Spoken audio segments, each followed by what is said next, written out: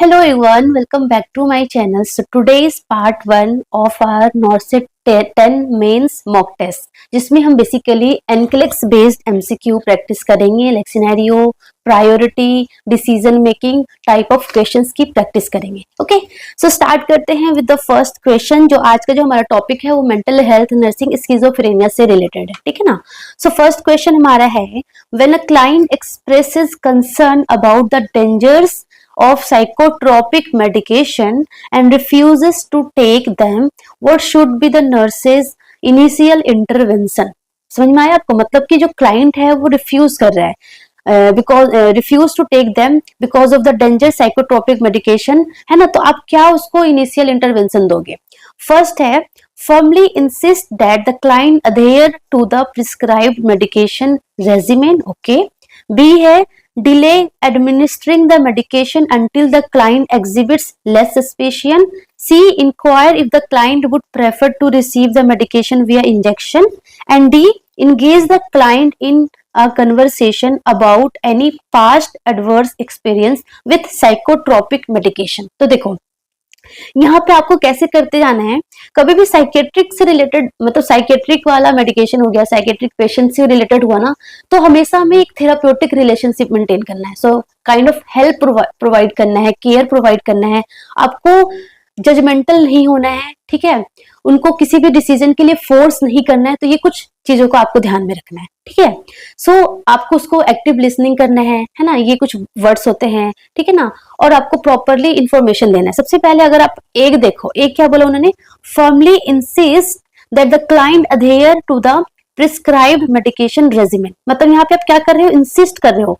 Firmly हो या forcefully हो, आप उसको इंसिस्ट कर रहे हो ना कि नहीं, आपको जो मेडिकेशन आपको जो है उसको आपको अधेयर होना है, आपको लेना ही लेना है, वरना ज्यादा आपको प्रॉब्लम हो जाएगी. तो यहाँ पे क्या होगा, जो क्लाइंट है ना वो और सस्पिशियस हो जाएगा और उसको अंदर एक डिस्ट्रस्ट डेवलप होगा, सस्पिशियस हो जाएगा. ऑलरेडी वो स्किज़ोफ्रेनिया का है ना, स्किज़ोफ्रेनिया नहीं मेंशन है, इट्स ओके, बट वो और सस्पिशियस हो जाएगा क्योंकि साइकेट्रिक मेडिकेशन तो बेसिकली मेंटल हेल्थ डिसऑर्डर वाले पेशेंट को जाता है. तो वो और सस्पिशियस हो जाएगा और उसके अंदर डिस्ट्रस्ट डेवलप होगा, तो वो और ज्यादा इंसिस्ट करने लग जाएगा. तो कभी भी इंसिस्ट नहीं करना है, जजमेंटल नहीं होना, फोर्सफुल नहीं होना. सो ये गलत हो गया. बी देखते हैं, delay administering the medication until the client exhibits less suspicion. अगर आप मेडिकेशन डिले करते हो, आप खुद सोचो, इसका आंसर आपके पास खुद होगा.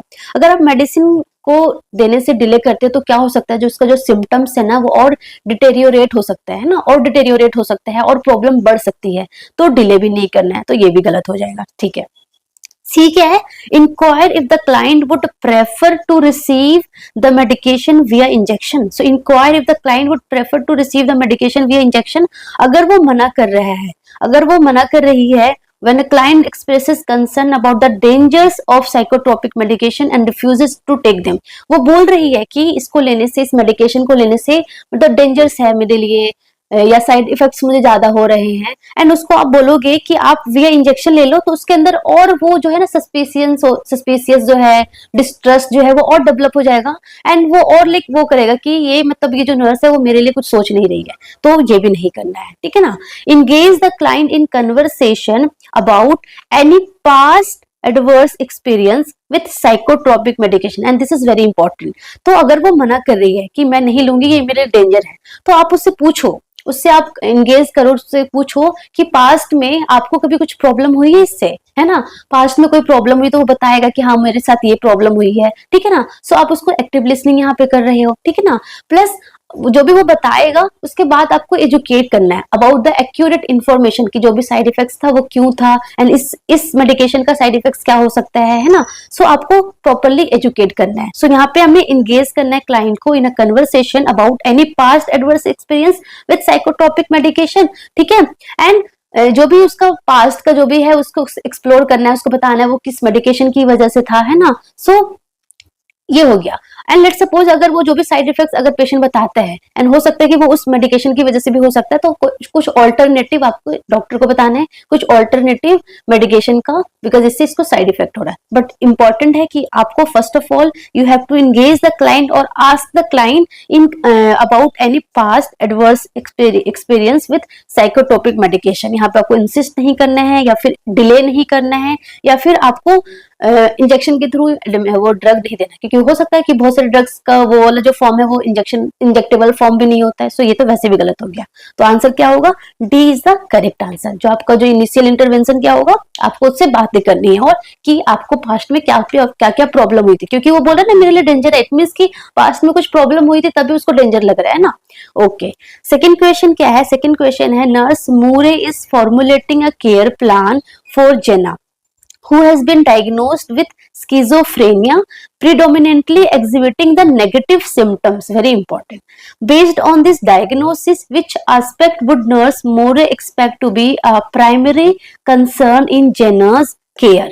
ठीक है, उसको नेगेटिव सिम्टम्स एग्जिबिट्स हो रहे थे, displaying a lack of motivation for engaging in activities. So first of all you should know what is positive symptoms and what is negative symptoms, and it is very very important. Like बहुत बार मैंने देखा है, like it is the high yielding topic, है ना। So again like हमारा जो नॉर्सेट 10 pre में जो क्वेश्चंस आया था, दैट इज ऑल, मतलब जितने भी क्वेश्चंस जो भी आए थे वो सारे प्रीवियस ईयर के ही थे। मतलब कि PYQ प्रैक्टिस करके जाना इज समथिंग वेरी इंपॉर्टेंट, क्योंकि इससे आपको पता चलता है कि क्या क्या टॉपिक इंपॉर्टेंट है। मतलब आप नॉर्सेट 1 to 9 देख लो, वही सारे टॉपिक रिपीट थे, है ना। टॉपिक रिपीट थे, क्वेश्चंस रिपीट नहीं होते कभी भी कि हाँ उस तरीके का क्वेश्चन फिर से पूछ लेंगे, फिर एग्जाम में क्यों हो रहा है ना, हमेशा टॉपिक रिपीट होते हैं। सो इन्होंने क्या बोला है, पॉजिटिव और नेगेटिव आप प्लीज पढ़ के जाना, ये आता है हमेशा, ठीक है। तो इन्होंने बेसिकली पूछा है कि based on the diagnosis which aspect would nurse more expect to be primary concern in Jenna's care, ठीक है। So displaying a lack of motivation for engaging in activities, that is avolition. So avolition क्या होता है, negative symptoms है। Encountering auditory hallucination, ये क्या है, positive symptoms है, ठीक है। सो ये गलत हो गया। एग्जिबिटिंग बिजार और अनयूजुअल बिहेवियर, ये भी क्या है, पॉजिटिव सिम्टम्स है, तो ये भी गलत हो गया। एक्सपीरियंसिंग आइडियाज ऑफ रेफरेंस, ये भी क्या है, डिल्यूजनल है, सो ये भी क्या हो गया, ये भी पॉजिटिव सिम्टम्स है। तो यहाँ पे negative symptoms according to the diagnosis कौन सा होगा, A. Displaying a lack of motivation for engaging in activities, avolition. Negative symptoms का मतलब होता है कि डेफिसिट इन जो नॉर्मल इमोशंस या फिर नॉर्मल जो बिहेवियर चाहिए उसमें डेफिसिट होना, जैसे कि एवोल्यूशन हो गया, सोशल विथड्रॉल हो गया, एपैथी हो गया, ठीक है ना, एनिडोनिया हो गया, ठीक है। तो ये सारे हमारे, एलोजिया हो गया, ये सारे हमारे नेगेटिव सिम्टम्स होता है।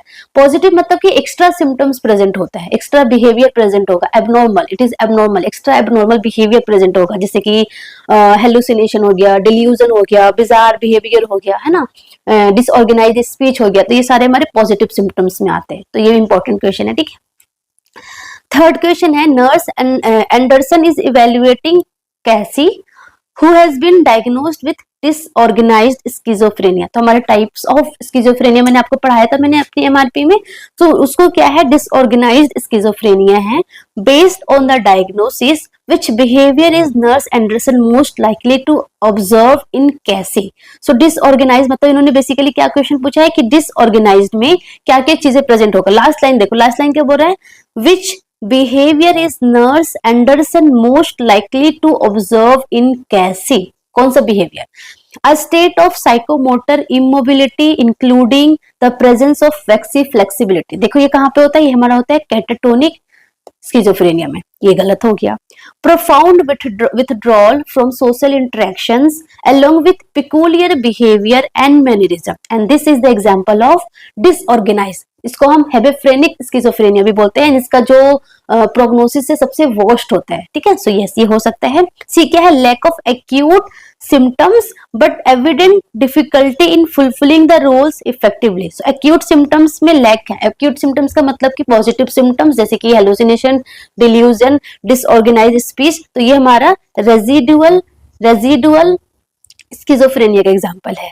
Display of mistrust towards others and rise in aggressive behaviour, ये क्या है, ये पैरानॉइड स्किजोफ्रेनिया का एग्जाम्पल है। तो आंसर क्या होगा, B is the correct answer. तो इसमें देखो आपको स्किजोफ्रेनिया के सारे टाइप्स पूछ लिए, तो इस तरीके से एमसीक्यू बेसिकली आता है, ठीक है ना।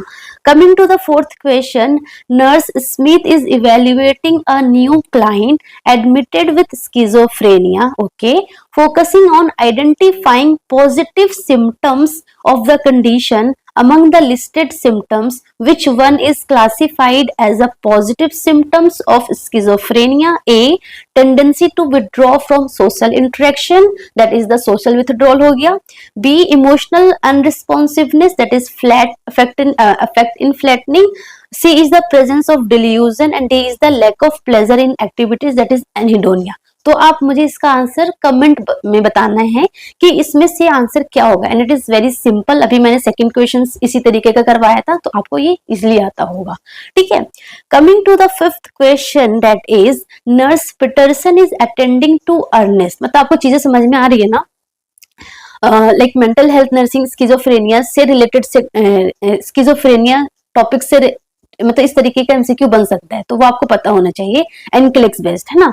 So nurse Peterson is attending to Ernest who confides in her with concern about being constantly monitored and recorded by the FBI, even suspecting microphone in the unit was. ठीक है, आपको समझ में आया ये जो बिहेवियर है, who confides in her with concern about being constantly monitored and recorded by the FBI.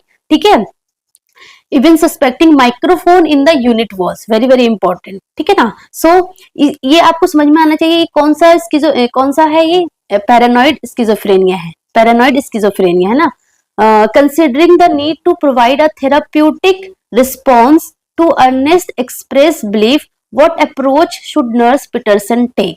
ठीक है ना. सो यहाँ पे जो डिल्यूजन है उसको क्या है, डिल्यूजन ऑफ परसिक्यूशन है. क्योंकि इसको क्या लग रहा है कि कोई उसको कोई बहुत ऑब्जर्व कर रहा है. इवन जो वॉल्स में जो है माइक्रोफोन लगा हुआ है उसको प्रॉपरली रिकॉर्ड किया जा रहा है. So that is the delusion of persecution है. सो उन्होंने बोला है कि इस डिल्यूजन में considering the need to provide a therapeutic response to Ernest express belief, which approach should nurse Peterson take. So delusion of persecution में बेसिकली आप कौन सा अप्रोच लोगे. First, A acknowledge the Ernest that these belief must be distressing for him but reassure him of his safety in the current setting. ठीक है. सो आपने क्या किया, एक्नॉलेज किया. एक्नॉलेज टू अर्नेस्ट, आपने उसको एक्नॉलेज किया that these belief must be distressing for him but reassure him of his safety in the current setting. very important. बहुत अच्छा यहाँ पे थेराप्यूटिक जो कम्युनिकेशन है यू यूज किया गया. उसको एक्नॉलेज भी कर रहा है, उसको रीएश्योर भी करा जा रहा है, एंड प्लस उसको सेफ्टी भी प्रोवाइड किया जा रहा है. क्योंकि डिल्यूशन ऑफ परसिक्यूशन है तो ऑफकोर्स उसको डर है, फियर है, एंग्जाइटी है, तो एक सेफ्टी भी प्रोवाइड किया जा रहा है, एक्नॉलेज भी किया जा रहा है और एक रीएश्योरमेंट भी दिया जा रहा है. तो इससे क्या है, जो क्लाइंट है, जो अर्नेस्ट है, वो क्या करेगा, अपने आप को काम डाउन फील करेगा, उसको एक सेफ फील होगा. है ना. बी क्या है, directly confront the delusional content by asserting to Ernest that these belief are unfounded. बिल्कुल भी गलत. आप यहाँ पे उसको जजमेंटल कर रहे हो ना कि आपका जो डिल्यूजनल कंटेंट है उसमें आप कर रहे हो दिस बिलीफ आर अनफाउंडेड, तो वो एकदम उसके अंदर एक मिसट्रस्ट डेवलप हो जाएगा और वो सस्पिशियस हो जाएगा, एंड उसको लगेगा ये धोखेबाज है, ये जो नर्स है मेरे लिए कुछ सोच नहीं रही है. तो ये तो बिल्कुल नहीं करना है. ठीक है. सी क्या है, suggest that Ernest postpone discussing this belief until his individual counselling sessions. तो इससे भी क्या होगा, उसके अंदर और फियर डेवलप होगा, क्योंकि उसके अंदर ही वो सारा डेवलप रहेगा, उसके अंदर ही मन में ही सारी चीजें रहेगी. है ना. और सेशन, उसकी जो काउंसलिंग सेशन है पता नहीं कितने टाइम के बाद आएगा, तब तक अगर वो पोस्टपोन करते रहेगा डिस्कसिंग को, तो उसके अंदर और एक क्या बोलते हैं फियर डेवलप होगा और वो एंग्सियस हो जाएगा और उसके अंदर और मिसट्रस्ट डेवलप होगा. तो ये भी नहीं करना है. D, isolate Ernest whenever he start discussing this belief. ये तो बिल्कुल नहीं करना है. आपने आइसोलेट कर दिया, उसके अंदर और क्या होगा, और ज्यादा फियर डेवलप हो जाएगा. ठीक है ना. सो जब भी ऐसे डिल्यूजन ऑफ परसिक्यूशन वाले पेशेंट्स होते हैं जिनको सब पे किसी पे ट्रस्ट नहीं होता है, सब उसको लगता है कि सब उसको मारना चाहते हैं, जहर डालना चाहते हैं, पॉइजन डालना चाहते हैं उसके खानों में, तो यहाँ पे आपको उसको रीअश्योर करना है, एक्नॉलेज करना है, सेफ्टी प्रोवाइड करना है, एक्टिव लिसनिंग करना है. सो ये सारे जो इंपॉर्टेंट है, एक एम्पैथी प्रोवाइड करना है. ठीक है ना. सो एक एम्पैथी भी आपको प्रोवाइड करना है. सो इस तरीके का आपको थेराप्यूटिक रिलेशनशिप आपको शो करना है. एंड ये क्वेश्चन बहुत इंपॉर्टेंट है क्योंकि मेंटल हेल्थ नर्सिंग में ना इस तरीके का एक एमसीक्यू आता ही है कि स्किज़ोफ्रेनिया डिल्यूजन पेशेंट है तो उससे किस तरीके से बात करना है, उसको उसके जो सिम्टम्स आ रहे हैं उसको कैसे हमें सबसाइड करने हैं, है ना. जब उसका एक्टिव सिम्टम्स प्रेजेंट है तो उस टाइम आपको क्या करना है. तो इस तरीके का एमसीक्यू आता है एग्जाम में. ठीक है ना. Coming to the sixth question, that is Nurse Patterson is conducting a community health seminar, okay, focusing on factor that might increase the risk of developing schizophrenia. ठीक है ना. So factor क्या है यहाँ पे, important word factors. Focusing on factor that might increase the risk of developing schizophrenia. She outlines several socio environmental aspects and ask the group to identify which one is associated with a heightened risk for this mental health condition. Which factors should the group recognize as linked to increased risk of schizophrenia? Poverty, alcoholism, adolescence, pregnancy, overcrowded school. तो इसका answer क्या होगा? Poverty.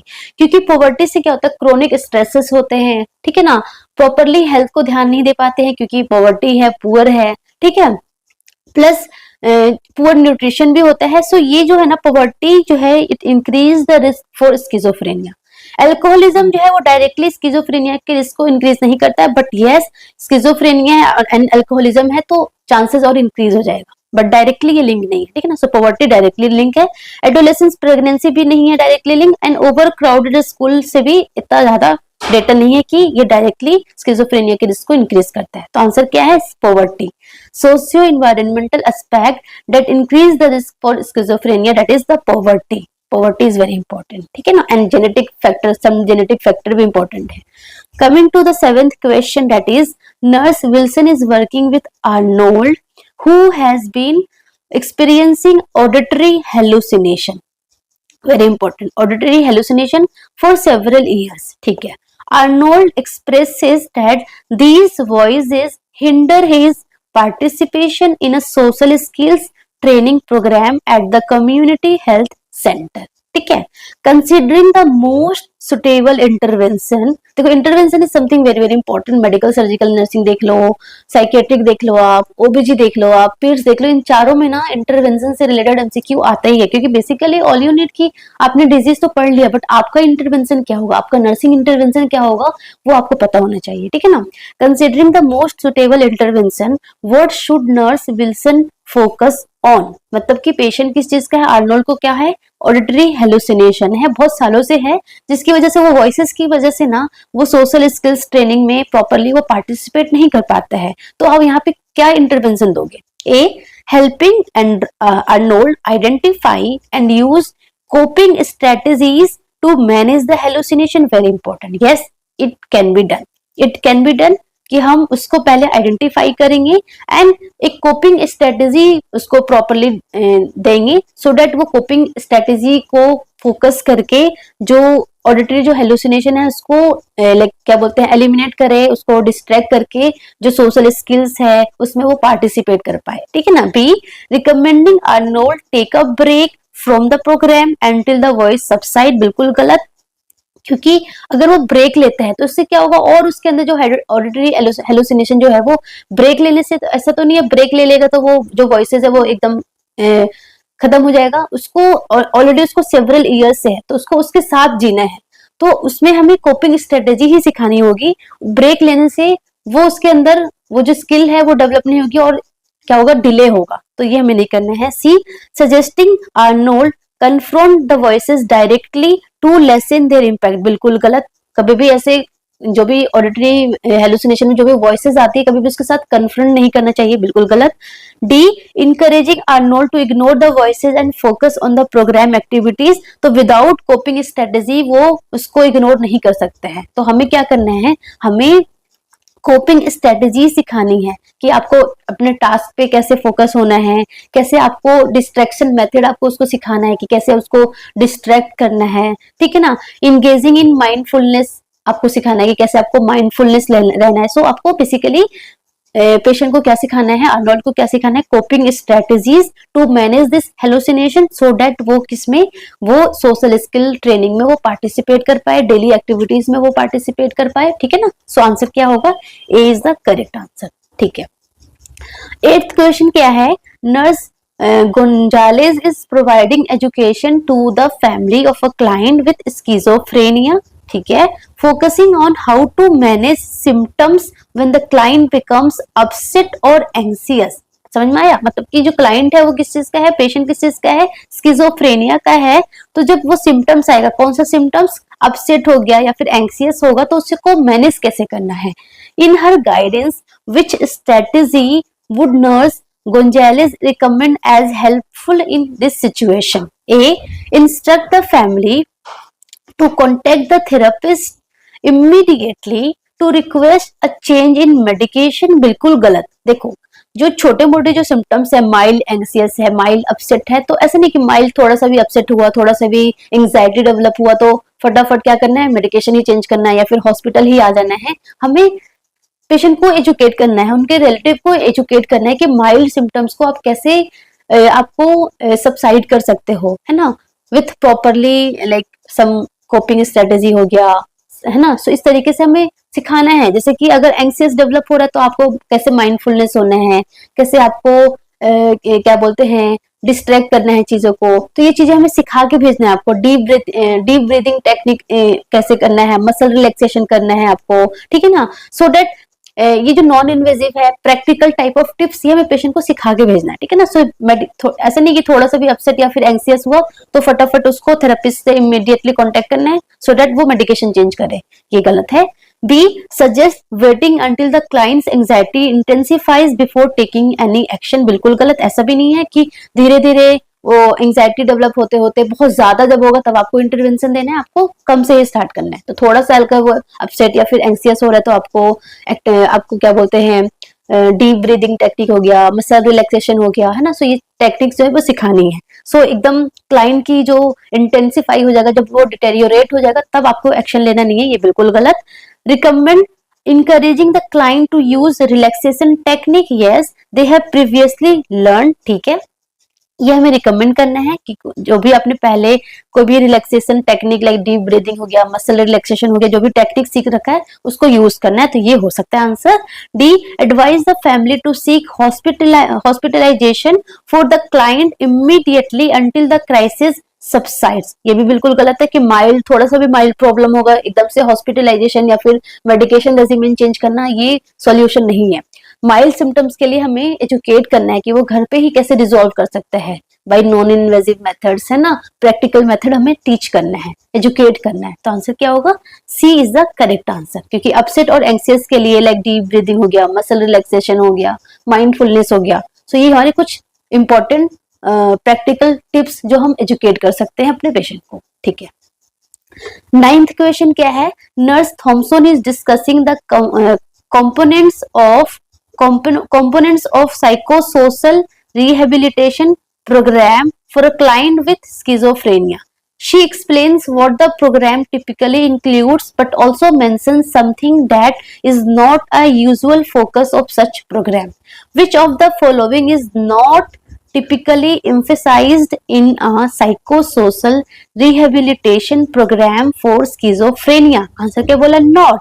Which of the following, देखो जब मैंने आपको नॉर्सिक pre के लिए भी मैंने आपको क्या बोला था कि जो लास्ट लाइन होता है ना, आपने ये फर्स्ट क्वेश्चन पढ़ लिया, आपको एक बार में समझ में आ गया, ये लास्ट लाइन को ना आप 2 बार पढ़ा करो। 2 बार पढ़ने का मतलब ये नहीं कि आपको उसमें 2-3 मिनट पढ़ते रहना है, हम 1 मिनट में ही क्वेश्चंस को पढ़ भी सकते हैं, सॉल्व भी कर सकते हैं। 2 बार पढ़ने का मतलब कि आपको फोकस थोड़ा ज्यादा करना है कि बेसिकली लास्ट लाइन पे ही वो क्वेश्चंस पूछते हैं। So which of the following is not typically emphasised in a psychosocial rehabilitation program for schizophrenia? A, acquiring skill for independent living in the community, very important है। Schizophrenia का patient है, उनमें इन patient में hallucination, delusion behaviour present होता है, तो हमें patient को सिखाना है, हमें स्किल सिखानी है सो दैट वो इंडिपेंडेंटली कम्युनिटी में अपनी फैमिली में रह पाए, है ना। सो हमें स्किल सिखानी है, तो हमें सोशल स्किल, वोकेशनल स्किल, कैसे हमें लोगों से बात करना है, ये सारी चीजें हमें सिखानी होती है, तो ये तो बिल्कुल करना है, तो ये गलत हो गया। B, delving into family issues and past problem, ये थोड़ा सा सस्पिशियस लग रहा है, सी पढ़ लेते हैं। Enhancing social skills and building a support network, बिल्कुल करेक्ट, ये भी हमें करना है पेशेंट को, एक सोशल स्किल, एक नेटवर्क, सो दैट वो इन्वॉल्व रहे एंड जो इसका सिम्टम्स है वो मतलब उसमें डिस्ट्रैक्शन हो, है ना, डिस्ट्रैक्शन हम बेसिकली में पेशेंट को देना है सो दैट वो अपने सिम्टम्स पे ही परसिस्ट ना रहे, ठीक है ना। तो सोशल स्किल भी सिखानी है, एक बिल्डिंग सपोर्ट नेटवर्क भी बनाना है। Gaining vocational skill for employment, very important, yes, हमें वोकेशनल स्किल भी सिखानी है सो दैट वो एम्प्लॉयमेंट भी बन जाए, मतलब कि अपने सोशल लाइफ में भी जिए एंड कुछ ऐसा काम कर पाए जिससे अपना गुजारा चला सके। सो एम्प्लॉयमेंट भी इंपॉर्टेंट है, तो ये भी इंपॉर्टेंट है। क्या नहीं करना है, which of the following is not typically emphasized in a psychosocial rehabilitation program, that is delving into the family issues and past problem. For some case it is important कि हम उसको family issues या past problem से उसको बताए, but delving into family issues and past problem is not the psychosocial rehabilitation programme. ठीक है, important क्या होगा, हमें स्किल्स बेसिकली सिखाना है, वोकेशनल, सोशल, है ना, कैसे बात करनी है, तो हमें स्किल्स बेसिकली उस पर ज्यादा फोकस करना है. तो आंसर क्या होगा, B is the correct answer. And ये वाला क्वेश्चन पढ़ के मतलब आप बहुत इजीली इसको सॉल्व कर पाओगे. मतलब अगर मैं नहीं भी करवाऊँ, आपने अगर एग्जाम में ये डायरेक्टली आ जाएगा, तो इस तरीके के आंसर क्यों दिखने में थोड़ा डर लगता है कि यार इतना लंबा चौड़ा पूछा है, पता नहीं क्या ही पूछा है. बट जब आप पढ़ते हो ना बहुत अच्छे से, एंड जो क्वेश्चंस बेसिकली जो पूछा उस पर आप थोड़ा फोकस करते हो, तो बहुत इजीली आप सॉल्व कर लोगे. ठीक है ना. सो जो सिनेरियो बेस्ड होता है ना, वो ज्यादा बेस्ट होता है, बहुत इजीली हम सॉल्व कर पाते हैं चीजों को. 10th क्वेश्चन क्या है, when addressing the family's inquiry about the potential genetic origin of a schizophrenia, nurse Carter would cite which fact to accurately inform them. तो देखो, जिस स्किजोफ्रेनिया का जो रिस्क फैक्टर होता है, एक जेनेटिक भी होता है, पॉवर्टी भी होता है. तो जेनेटिक में उन्होंने बोला है कि genetic origin of schizophrenia, which nurse Carter would cite which fact to accurately inform them, which fact to accurately inform them. So basically question क्या है, which fact to accurately inform them. A, definitive evidence point to a specific gene as the transmitter of the disorder. So यहाँ पे क्या उन्होंने बोला है कि definitive evidence points to a specific gene as the transmitter of the disorder. So एक schizophrenia में कोई एक स्पेसिफिक जीन नहीं. यस, इट इज इंपॉर्टेंट कि जेनेटिक फैक्टर इन्वॉल्व करता है इन स्किज़ोफ्रेनिया में. स्किज़ोफ्रेनिया लाइक किसी एक पेशेंट को है तो नेक्स्ट जनरेशन को भी हो सकता है, बट एक स्पेसिफिक जीन अभी तक लोकेट नहीं हुए कि एक पर्टिकुलर जीन है जिसकी वजह से ये प्रेजेंट होगा तो उस पेशेंट को स्किज़ोफ्रेनिया होने के चांसेस ज्यादा है. तो it is not the specific gene, multifactorial gene है ना, मल्टीपल जीन डिटरमाइन करता है, कोई स्पेसिफिक जीन नहीं है. सो ये गलत है. The occurrence of this disorder varies significantly among different families. The occurrence of this disorder varies significantly among different families. Yes, it is there, but see पढ़ते हैं. There is minimal evidence suggesting a genetic role in the disorder's transmission. बिल्कुल गलत. कि minimal evidence suggesting a genetic role in the disorders transmission. It is very like accuracy है कि अगर किसी genetic में किसी एक फैमिली में है तो बहुत हाई चांस है कि नेक्स्ट वाली फैमिली में जाएगा. तो एक मिनिमल एविडेंस नहीं है, it is like properly evidence है यहाँ पे. सो ये गलत हो गया. जेनेटिक फैक्टर में heightens susceptibility to the disorder, and this is correct. कि अगर किसी एक फैमिली में है तो बहुत हाई चांसेस है कि नेक्स्ट फैमिली में हो सकता है. So genetic factor increase the susceptibility to the disorder. But एक पर्टिकुलर कौन सी जीन है वो प्रॉपर पता नहीं है. एंड यहाँ पे बी जो बोला था ना, तो आंसर बी हो सकता है या फिर डी हो सकता है. बी क्या बोला है, the occurrence of this disorder varies significantly among the different families. ठीक है ना. So occurrence of this disorder varies significantly among different families. So yes, it is also correct कि डिफरेंट फैमिलीज में डिफरेंट अकरेंस हो सकते हैं. But यहाँ पे बेसिकली उन्होंने क्या बोला था कि विच when addressing the family's inquiry about the potential genetic origin से पूछा है of schizophrenia, nurse Carter would cite which fact to accurately inform them. So according to the questions and the option answer, the best answer क्या होगा, D होगा. वैसे B भी correct है, but D is the most accurate answer. Genetic factor में heighten में increase the susceptibility to the disorder. तो answer क्या होगा, D is the more accurate answer according to the option. ठीक है ना. ठीक है. Coming to the 11th question, that is nurse Thompson is developing a care plan for Rodney who has been diagnosed with paranoid schizophrenia and is currently admitted to the psychiatric unit of the medical center. Considering the nature of Rodney's condition, which nursing intervention would be most appropriate? तो last में क्या उन्होंने पूछा है कि विच nursing intervention would be most appropriate for this paranoid schizophrenia patient जो कि admitted है इन द साइकियाट्रिक यूनिट में. ए है actively promoting Rodney's participation in group activities. ठीक है. बी है allocating extra time to spend with Rodney. C है focusing on forming a non demanding supportive relationship with Rodney, and D है remaining passive until Rodney decides to initiate any interaction, ये बिल्कुल भी wrong है, ठीक है ना। सो पैरानॉइड का मतलब क्या है, पैरानॉइड स्किज़ोफ्रेनिया में क्या होता है, basically suspicion, distrust to others, ठीक है ना। सो इन दैट कंडीशन में कभी भी अगर पेशेंट में डिस्ट्रस्ट हो, सस्पिशियन हो, तो यहाँ पे हमें क्या देना है, एक तो सपोर्ट प्रोवाइड करना है, ठीक है, प्लस नॉन डिमांडिंग, डिमांड नहीं करना है हमें, जज नहीं करना है या ऑर्डर नहीं देना है, non demanding supportive type of therapeutic communication होना चाहिए, थेराप्यूटिक हेल्प होना चाहिए, ठीक है ना। सो अगर आप यहाँ पे actively promoting Rodney's participation in group activities, तो सबसे पहले वो एक्टिवली वो पार्टिसिपेट नहीं हो पाएगा, actively promoting Rodney's participation in group activities वो नहीं कर पाएगा, बिकॉज उसको पैरानॉइड स्किज़ोफ्रेनिया, उसको बहुत डिस्ट्रस्ट है ना। अगर आप उसको बोलते हैं एक्टिवली और पार्टिसिपेट करने के लिए, तो उसके अंदर जो डिस्ट्रस्ट है वो और ज्यादा इंक्रीज हो जाएगा, ठीक है ना, और वो सस्पिशियस हो जाएगा, तो वो एक्टिवली आप उसको नहीं बोल सकते कि एक्टिवली आप पार्टिसिपेट करो। बी है allocating extra time to spend with Rodney, yes it is correct, हो सकता है कि एक्स्ट्रा टाइम हमें देना है, बट किस वे में देना है, एक्स्ट्रा टाइम आपको प्रॉपर वे में देना है, ये नहीं कि आप उसको एक्स्ट्रा टाइम दे रहे हो और आप उस वहां पे काइंड ऑफ स्टबन हो गए कि नहीं आपको यही करना है, आप उसको ऑर्डर दिए जा रहे हो, आप उसको जजमेंटल बन गए हो, तो यहाँ पे आपको एक्स्ट्रा टाइम देने का कोई सेंस नहीं है, ठीक है ना। सो एक्स्ट्रा टाइम किस वे में देना है, इट इज ऑल्सो इम्पोर्टेंट, ठीक है। तो ये हम इस ऑप्शन को हम रख सकते हैं। सी पढ़ते हैं, focusing on forming a non demanding supportive relationship with Rodney, very important, this is something very important, यहाँ पे हम नॉन डिमांडिंग देंगे प्लस सपोर्टिव रिलेशनशिप करेंगे, एंड इट इज इंपॉर्टेंट क्योंकि वो उसके अंदर सस्पिशियस है, डिस्ट्रस्ट है, तो हमें एक ट्रस्ट पहले डेवलप करना है, क्योंकि जब तक आप ट्रस्ट डेवलप नहीं करोगे वो आप पे विश्वास नहीं करेगा, ठीक है ना। एंड ट्रस्ट डेवलप करोगे तब आपकी बात भी मानेगा, तो उसके लिए आपको नॉन डिमांडिंग और सपोर्टिव रिलेशनशिप देना है। डी क्या है, रिमेनिंग पैसिव, ये तो बिल्कुल गलत था। तो आंसर हमारा क्या हो सकता है, बी भी हो सकता है और सी भी हो सकता है, बट आप खुद सोचो, बी और सी दोनों को पढ़ो, आप खुद सोचो कि कौन सा बेस्ट होगा। यहाँ पे बोला गया है कि allocating extra time to spend with Rodney, अब रोडने के साथ एक्स्ट्रा टाइम देना है तो किस वे में देना है, एक्स्ट्रा टाइम हम उससे क्या बोलते हैं, आर्ग्यूमेंट करके भी दे सकते हैं या फिर प्रॉपरली हेल्प करके भी दे सकते हैं। सो वहां पे कुछ स्पेसिफाई नहीं हुआ ना, तो because of that B and C में द मोर एक्यूरेट आंसर क्या होगा, C is the more accurate answer, ठीक है। सो आंसर सी होगा। बस दैट्स इट ऑल।